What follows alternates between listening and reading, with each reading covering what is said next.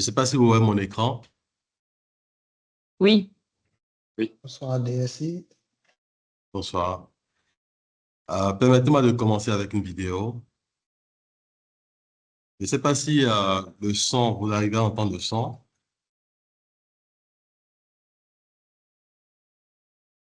Non. Non, on Non. n'entend pas.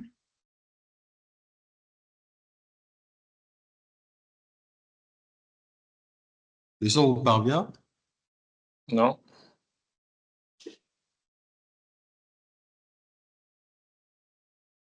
Alors, la présentation que je m'en vais vous faire, en fait, c'est sur le projet IPAS.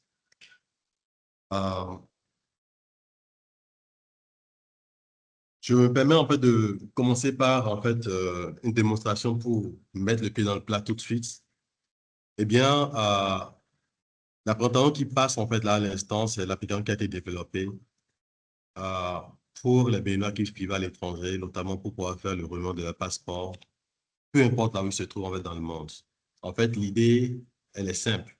C'est de mettre, en fait, dans l'approche, en fait, de tous les citoyens, l'administration. En commençant par une des procédures, en fait, qui est la plus critique, en fait, pour eux, l'obtention du passeport. Ce qu'il faut savoir, c'est qu'il y a une réelle difficulté lorsque vous êtes à l'étranger et que vous êtes, en fait, dans l'illégalité. Vous n'avez pas de passeport, ça veut dire, en fait, que vous n'avez pas potentiellement accès à l'étude, parce que vous n'avez peut-être pas de permis, en fait, d'études. Vous pouvez ne pas avoir accès à l'emploi aussi. Parce que il faut, dans votre passeport, non seulement qu'il soit à jour, mais en plus qu'il y ait un titre de séjour, et sans titre de séjour, pas de possibilité de travailler. Mais en face de cela, il y a une grosse difficulté qui est simplement que euh, nous avons une présence mondiale en termes d'ambassades. Aujourd'hui, on a 17 ambassades, mais il n'y en a que 16 qui font des services consulaires. En même temps que nous avons plusieurs Béninois qui sont dans à peu près 130 pays dans le monde.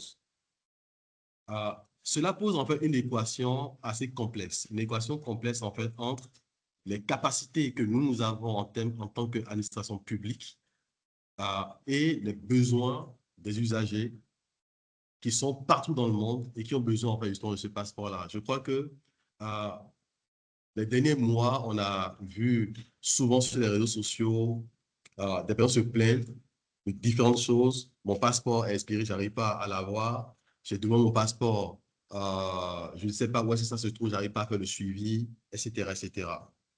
Donc, c'est de là qu'est partie en fait l'idée où nous nous sommes dit qu'il faut absolument qu'on arrive à résoudre ce problème. Nous nous sommes dit qu'il faut absolument arriver à résoudre ce problème. Tout chose qui nous a amené en fait à penser cette application-là. Ce qu'il faut voir, c'est que de façon concrète, les gens aujourd'hui, ils veulent en fait avoir accès aux services publics, tout comme on appelle en fait un Uber.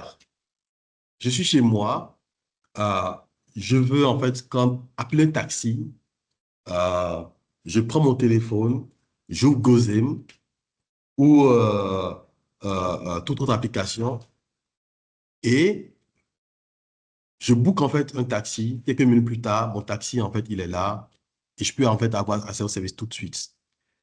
Ce que nous avons essayé de faire, c'est en même temps coupler une expérience client avec une conformité aux réglementations internationales, dont l'OACI.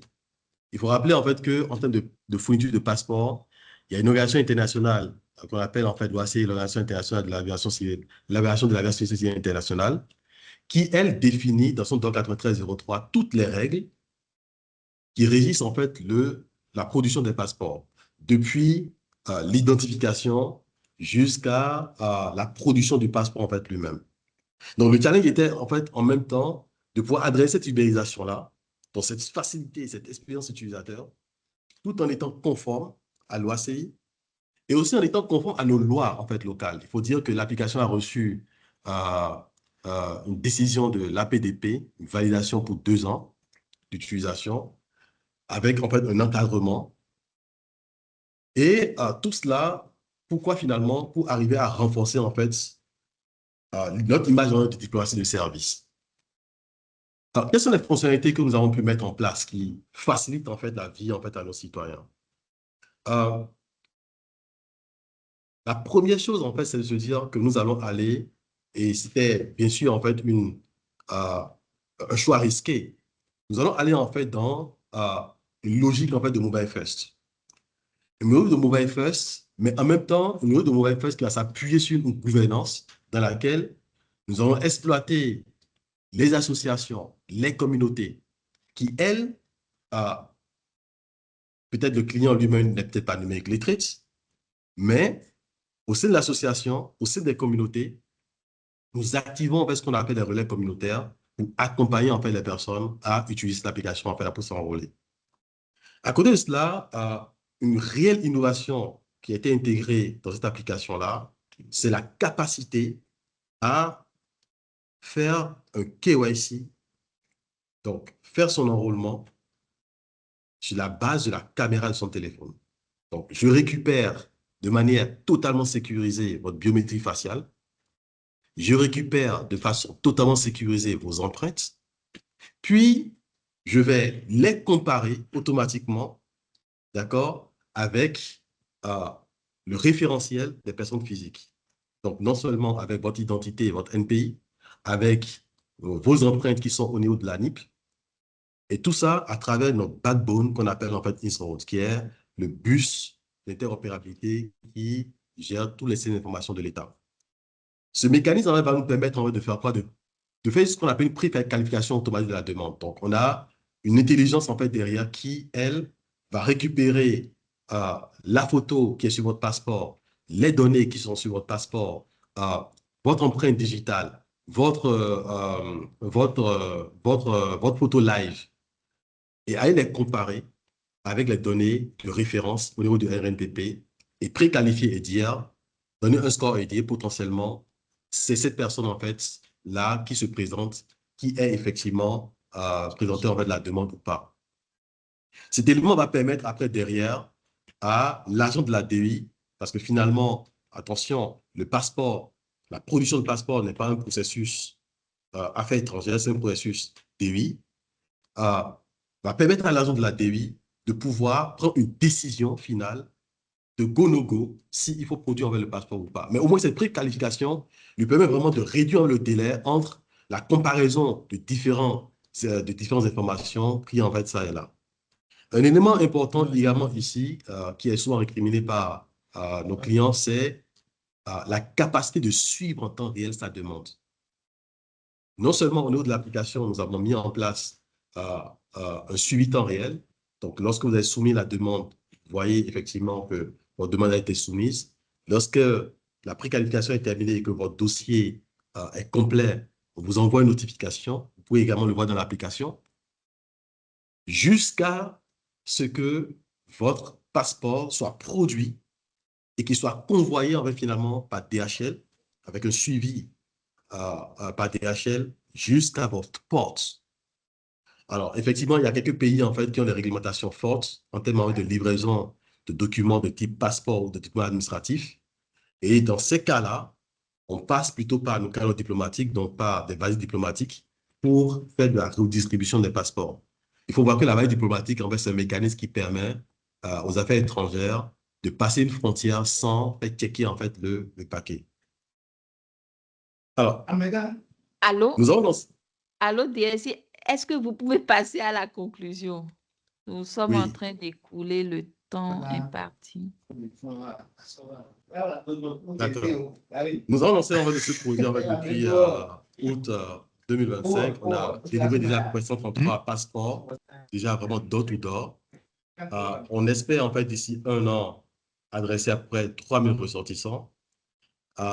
Aujourd'hui, on a un délai maximum de 2 mois pour livrer en fait, le passeport, mais on espère en fait atterrir en fait sur 2 semaines. Et ça, c'est justement notre objectif en fait in fine.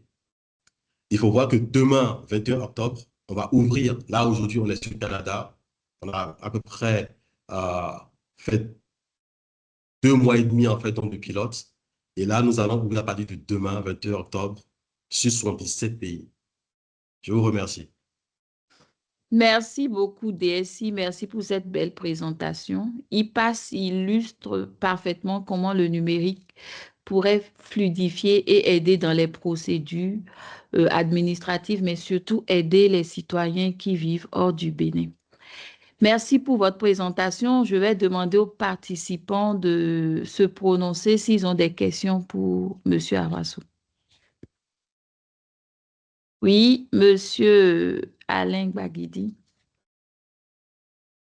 Merci beaucoup. Merci au DSI pour cette belle présentation. Mais j'ai un doute. Jusqu'à maintenant, est-ce que parce que jusqu'à maintenant, il faut se présenter dans les services délibération pour signer des documents. Je vois qu'ils ont considéré la question de prise de vue, etc. Mais comment on signe si jusqu'à maintenant, ce n'est pas intégré dans nos règles? C'est ma question en fait. Pour que le processus soit complètement numérique, je pense qu'il y a ce pan-là qu'il faut adresser. Je n'ai pas vu ni entendu parler de ça. Merci. Merci. En fait, il y a deux aspects. Il y a la signature du citoyen qui se fait directement sur le téléphone. euh, et il y a la signature, en fait, de l'agent de l'immigration qui suit, en fait, le process, en fait, actuel. Donc, on n'a pas modifié la manière dont le passeport lui-même, il est produit, même si on pilote le processus en termes, en fait, donc, de délai. On n'a pas modifié le processus, en fait, donc, en élément de passeport, en fait, à date. Donc, la signature telle qu'il l'applique en fait sur vos passeports continue d'être appliquée en fait telle qu'elle. Sauf que la signature de l'usager est récupérée directement depuis le téléphone, rentre en fait donc dans le parcours et fait partie en fait donc des données qui partiront en production et qui seront apposées sur votre document. Sachant qu'effectivement, il y a un KYC très fort qui est fait en amont qui garantit que cette signature effectivement vient de vous. Donc, si je comprends bien, on n'est plus obligé de se porter physiquement dans les services pour signer. Pas du tout. Et que, OK, merci beaucoup. OK, merci, DSI. S'il n'y a pas d'autres questions, nous allons souhaiter bonne chance à M. Oui, il y a une Arasso pour question, j'ai levé la main. Ah, pardon, je n'ai pas vu. Allez-y, s'il vous plaît. OK, merci beaucoup. Je remercie le DSI pour cette belle présentation.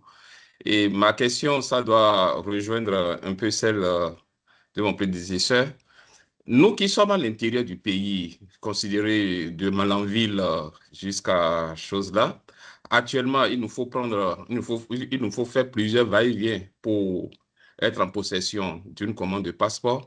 Est-ce que la procédure actuelle s'applique à nous autres ou bien c'est surtout orienté aux Béninois qui sont hors du pays? Merci. Merci. Je vais être honnête avec vous. Lorsque nous avons commencé ce projet,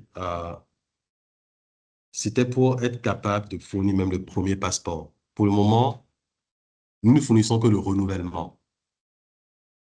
On est conscient du fait que c'est un gros changement pour la DENI. Vous avez vu en termes de KYC, en termes en fait euh, de procédure en fait d'enrôlement, c'est quelque chose en fait sur laquelle la DENI a besoin encore d'être convaincue. Même si la technologie leur offre en fait aujourd'hui toutes les possibilités pour que celui qui a Malanville puisse renouveler également son passeport. Ce que je crois, c'est que si pour les Béninois à l'étranger, c'est un succès et que la DEI elle-même se rend compte que cela lui facilite la vie, lui permet d'être mieux organisée parce que là, maintenant, aujourd'hui, elle a des indicateurs clés de performance qui lui permettent de piloter son processus de bout en bout. Convaincu en fait qu'elle ouvrirait également ce service pour les Béninois qui vivent au Bénin.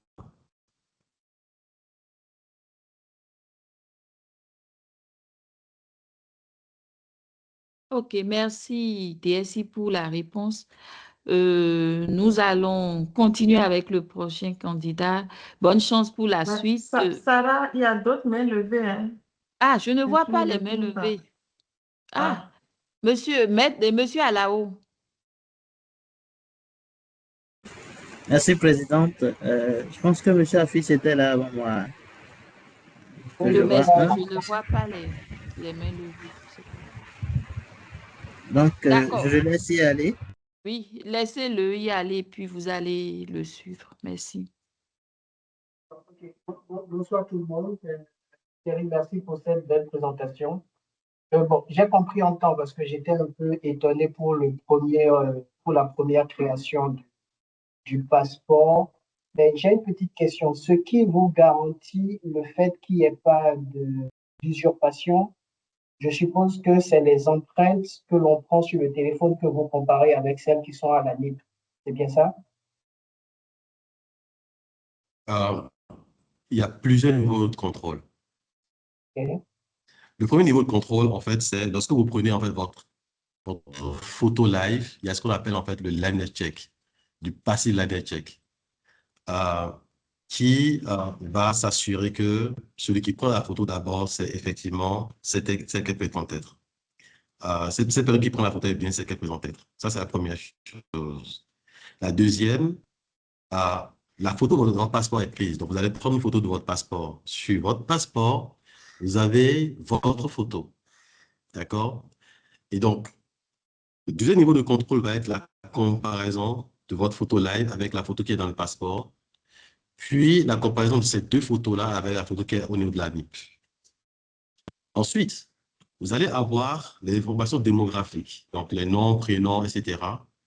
Ils vont être extraits du passeport et qui vont être comparés avec les données au niveau de la NIP, à la suite d'une authentification faciale. D'accord? Elle va être comparée avec les données au niveau de la NIP pour voir si les noms sont les mêmes ou s'il y a des différences. S'il y a des différences, elle lève un drapeau pour alerter l'agent de la DEI. Le troisième niveau, ce sont les empreintes. Donc, effectivement, avec la caméra de votre téléphone, vous prenez en fait vos empreintes, les 10 doigts, d'accord, une main après l'autre, un peu comme la vidéo le montrait tout au début.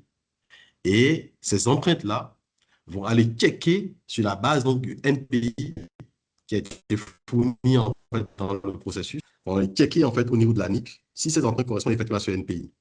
Tous ces éléments-là, mis ensemble, vont permettre en fait, d'identifier de manière sûre la personne. D'accord.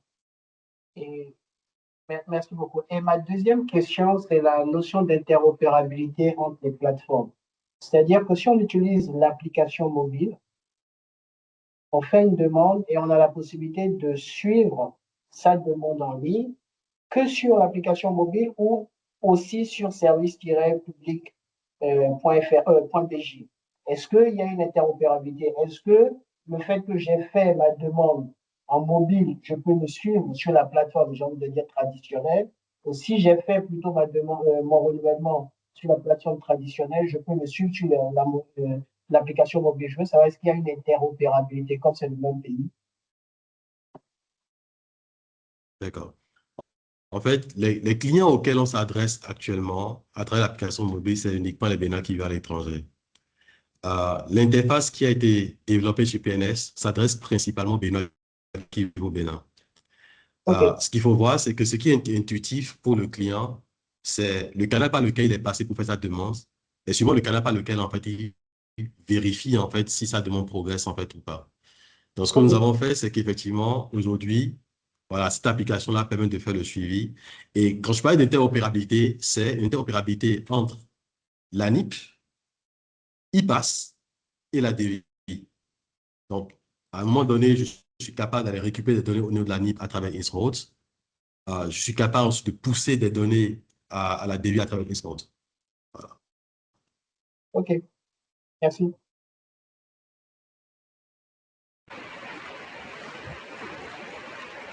Bien, merci, monsieur Abrassou pour votre présentation, votre brillante présentation. J'ai quelques questions aussi, je vais peut-être commencer par la dernière. Vous avez présenté donc une solution de renouvellement de passeport. À travers la vidéo et les présentations, j'ai eu comme l'impression qu'on démarre le processus de demande du premier passeport. Ma question est de savoir est-ce que ça ne se superpose pas à ce qui existait? Ou est-ce que c'est vraiment, parce que je vois l'enrôlement, je vois la collecte de toutes les données qui avaient déjà été, ou quasiment toutes les données qui avaient déjà été collectées. Et lorsque vous me dites qu'il y a interopérabilité, que vous allez prendre des données à l'ANIP et à l'EI, je me demande pourquoi il était nécessaire de recollecter à nouveau toutes ces données-là. Ça, c'est ma première question. D'accord. En fait, lorsque vous voulez faire de l'authentification, c'est exactement comme lorsque vous allez sur votre Gmail, que vous voulez vous authentifier. Bien sûr, à un moment donné, vous avez rentré un certain nombre en fait, d'informations au niveau du formulaire Gmail. Et Gmail a créé votre profil. Et quand vous allez vouloir faire de l'authentification, qu'est-ce que vous allez faire? Vous allez quand même fournir de nouveau ces mêmes informations-là et le système ira checker. D'accord? Dans notre cas, en fait, ici, nous collectons le déclaratif de l'usager, puisqu'on lui demande de s'identifier. On lui dit, dis-moi qui tu es. Dans son déclaratif, et nous, à travers en fait InSmooth, on sera vérifier si effectivement c'est lui. Donc, à ce niveau-là, l'interopérabilité en fait dont il est question nous permet d'implémenter une fonction d'authentification. D'accord? Je ne vais pas checker dans une base affaires étrangères. Je vais checker dans une base en fait qui n'est pas sous la gouvernance des affaires étrangères. C'est pourquoi je parle d'interopérabilité. Ensuite, lorsque toutes ces informations-là sont collectées, parce que attention, vous savez, dans les procédures de la police, ils parlent en fait de due diligence, en fait, c'est, allez, je vais pas vous mettre en fait ici toute l'intelligence de la police, parce que ça, c'est le secret de leur métier. Mais l'idée, en fait, eux, c'est de détecter en fait ce qu'on appelle les signaux faibles. D'accord? C'est quoi un signal faible? Ils vous demandent, par exemple, quelle est votre profession? Et vous lui dites, je suis agriculteur, alors qu'en fait, vous êtes IT. Pour lui, à partir du moment où vous mentez en fait sur un élément, il pourrait s'imaginer que vous pouvez monter sur d'autres éléments. C'est pour ça, en fait, que le déclaratif est important.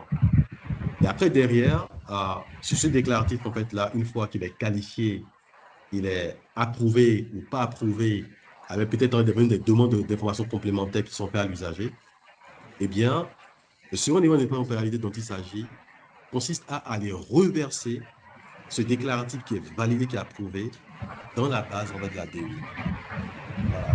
Je ne sais pas si, ce faisant, j'ai bien expliqué, en fait, les mécanismes, en fait, derrière. Oui, vous avez très bien expliqué.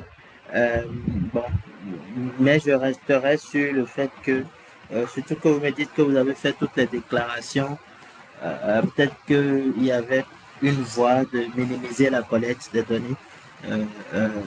Là. Maintenant, je vais avancer sur la question. Vous avez dit que vous avez fait la déclaration, vous avez obtenu un récépissé de l'autorité. Vous avez été autorisé sous un régime déclaratif ou sous un régime d'autorisation? L'autorisation. Autorisation, d'accord. Alors, vous avez mentionné également la conformité OASI et donc la conformité APDP. Mais en regardant la vidéo, je ne sais pas si c'est pour la démo, j'ai vu qu'il y avait quand même on va dire des KPI, hein, si vous voulez, en termes de conformité qui étaient en griffe absent. Et sachant que vous adressez l'extérieur, la conformité RGPD, PIPEDA, donc Canada, Europe, Amérique et consorts, comment est-ce que vous l'envisagez? Alors, en fait, il y a deux niveaux. Le premier niveau de réflexion, c'est quand on parle des bénévoles de l'étranger, de qui on parle exactement, ce sont des personnes en fait qui sont soit d'une seule nationalité et donc sont gouvernées en fait par les lois béninoises, soit ce sont des binationalités et donc qui sont portées par en même temps les lois béninoises, mais également les lois en fait des pays qui leur ont fourni en fait donc le passeport. Ça peut être des Français, des Canadiens, des Américains, etc. Et donc effectivement, suivant ce deuxième cas de figure, nous avons une diversité de lois, d'accord? Et c'est pour cela que dans le processus, nous avons, dans le cadre en fait, de RGPD, vous avez en fait ce qu'on appelle en fait, le consentement. Il y a le consentement, il y a la politique de confidentialité, il y a la politique liée aux cookies, etc. Tous ces éléments-là sont des éléments qui sont présentés en fait, à l'usager, pour lesquels on demande son consentement avant de pouvoir procéder en fait, justement au traitement de ces données. Donc, vous savez, en réalité, notre loi, donc le livre 5 du Code du numérique, s'inspire non pas du RGPD, la version précédente en fait, donc de la directive de l'Union européenne, mais qui s'éloigne pas trop du RGPD. Ce que nous faisons en fait aujourd'hui, c'est plus en fait ces politiques-là qui sont essentielles à mettre en place, notamment sur tout ce qui concerne en fait la gestion des cookies, tout ce qui concerne en fait les CGU, donc les conditions générales d'utilisation, qu'il faut clarifier aux usagers, tout ce qui concerne en fait le consentement, etc., etc. Donc, ce sont des éléments qui font partie en fait quand vous ouvrez l'application. Ce sont les premiers éléments qu'on vous présente en fait au login. Attendez, je ne sais pas si je peux. On est en Oui, train je de pense que gratter sur c'est... le temps. Je Oui, pourrais comme vous montrer rapidement.